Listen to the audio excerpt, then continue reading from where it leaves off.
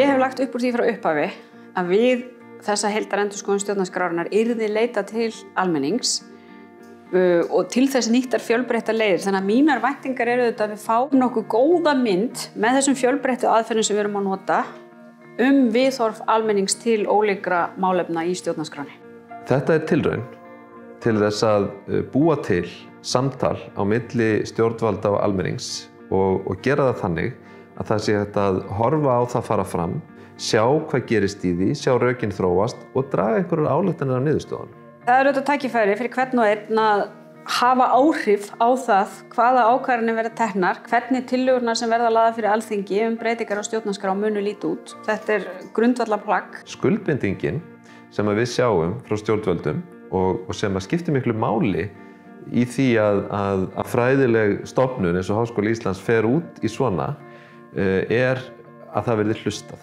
Stjórnvöld eru í samráði við Háskóla Íslands að vinna að rökræðufundi sem verður skipulagður þannig að það byrjað með skoðanakönnun, síðan haldinn rökræðufundur og við áttum okkur á því hvernig umræðan hefur áhrif á sjónarmið fólks til ýmissa mála.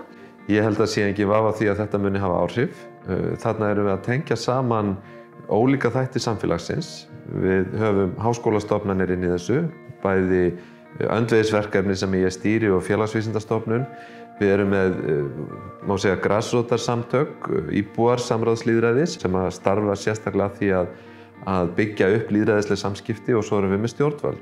Það má eiginlega segja það að bæði hafa fræðimenn innan Háskóla Íslands sýnt mikið frumkvæði í þessum málum. Þar verið að rannsaka og vinna með þátt lýðræðis í hvernig við höfum séð þróun lýðræðis hér. Og það áhugavert í raun og veru að fá fræðimennina að borðinu til þess að móta þessa aðferðafræði.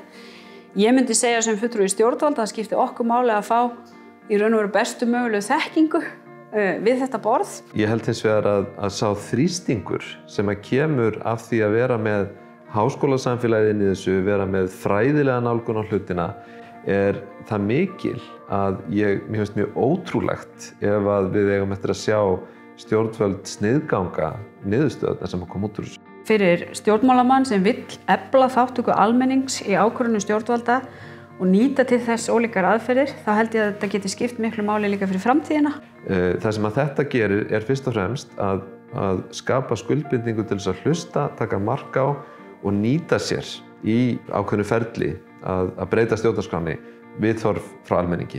Með þessa svona aðferð og við fáum svona skýra niðurstöður, þá held ég að þetta getur verið mjög hjálplegt fyrir stjórnvöld í framtíðinni að virkja þessar aðferðir til þess að fá almenning að borðinu með aðeins öðrum hætti en í einföldum þjóðaratkvæðagreiðslum. Verkefnið að breyta stjórnarskránni og markmiðið að gera það þannig að það sé sem bestu samræmi við það sem almenningi finnst stjórnarskrána.